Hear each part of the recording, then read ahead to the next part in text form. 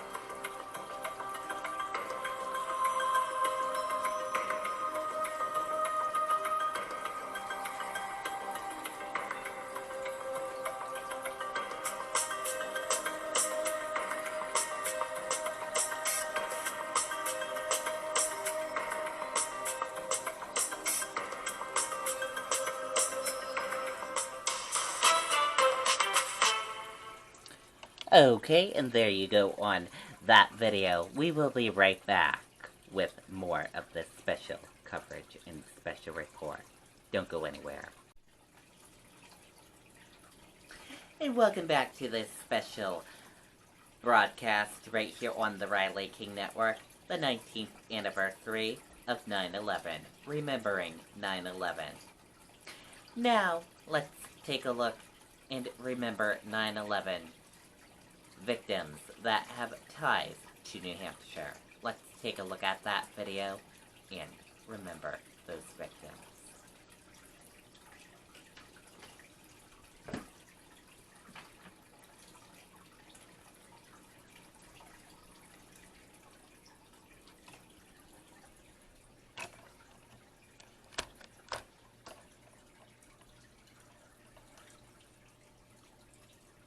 Tom McGinnis of Portsmouth was the co-pilot of American Airlines Flight 11, which crashed into the North Tower of the World Trade Center. The captain of Flight 11 was John Ogonowski, an Air Force veteran, and Madeline Amy Sweeney was a flight attendant. The Nashua High School graduate was able to call a ground supervisor by airphone to tell them about the hijackers before the crash. Thelma Cuccinello of Wilmot was taking Flight 11 to California to visit her sister. Also on board, Charles Jones, an Air Force veteran and the manager of space programs at BAE Systems. David Kovalsin was on the flight. He lived in Hudson and worked at Raytheon.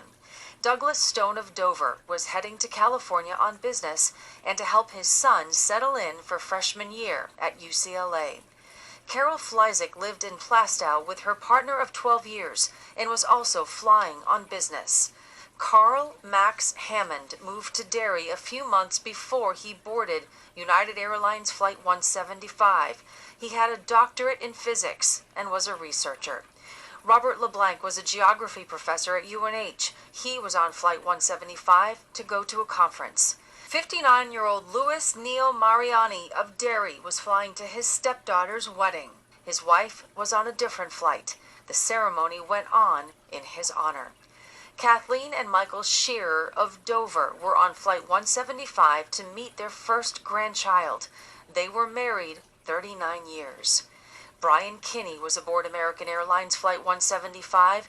He graduated from Bishop Girton High School in 1991.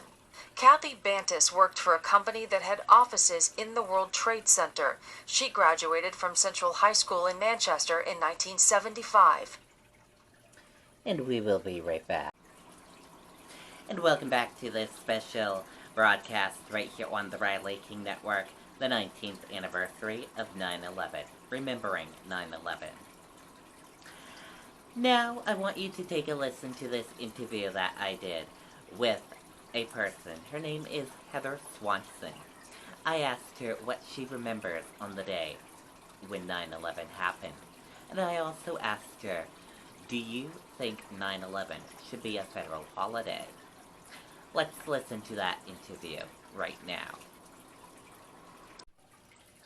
So, tell us what you remember on the day of 9/11. So I remember 9/11 very vividly. I was at school at DCS, and my husband called and said in the morning, it was probably 8 something, and said, get on the news. And I panicked. I'm like, why did you want me to get on the news? And then I did, and I saw it, and I immediately went up and got my colleague and said, there's something bad happening. And so we at that point went into the library. It was when there's very little like internet news. It was more just watching it on TV. And that's when we used to have TVs that rolled around from class to class. And so the library had a TV on it. We went in there and we watched it and we saw what was happening.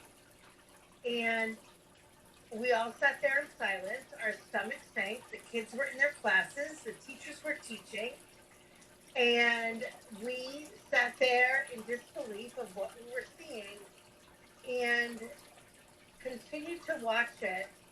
And then we switched gears and got into crisis team mode and realized at this point we are having a terrorist attack, and what do we do? So we met as a team immediately, started talking about what we need to do, getting a note out to the teachers in their classrooms who had no idea because they didn't have the luxury of getting on the news. And we told them in a note kind of what was happening. And then all I remember after that is we got through the day. The kids got home. The kids were being dismissed by the parents were coming in left and right, dismissing the kids early because nobody knew what was happening. They knew the Pentagon was a target, and they you know, and then we knew the Twin Towers were, and so the parents started dismissing their kids. Um, and then at that point, we were able to, I don't know, it was probably later in the afternoon, and it was almost dismissal, and the kids went home, and then we met for hours and discussed what do we do about tomorrow. We met early the next morning trying to figure out what do we do, what do we tell the kids, how do we do this, how do we navigate a terrorist attack, and then we became, you know, we worked as a team and we figured out what we needed to say and do for our students. But I will never forget the phone call I got from my husband and said, get on the news, watched it, and then everything just changed. And when we all got home that afternoon, I remember sitting down on my couch just watching the news in absolute awe and terror of what I had seen. I was absolutely shocked. Wow. And do you think the government should make it a federal holiday? Absolutely. I do, because I think it was such a horrible historical moment that changed the lives of so many people. And for years after that, we had many people, not just schools, acknowledge September 11th for years and years and years. And now we're, 19 years into it, and it hasn't been forgotten. It's now a history lesson that's taught, but it changed the world. Thank you. You're welcome. Okay, I hope you enjoyed listening to that interview. And I want to hear from you guys. Do you think 9/11 should be a federal holiday? Let me know. And comment below under this video and let me know. Now, let's stop and take a moment of silence and remember all the victims that got lost on 9/11.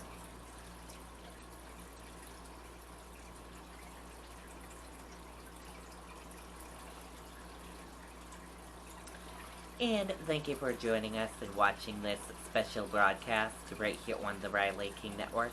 Have a wonderful Friday evening, everyone. See you back here next time for another special broadcast, and have a wonderful weekend. Goodbye.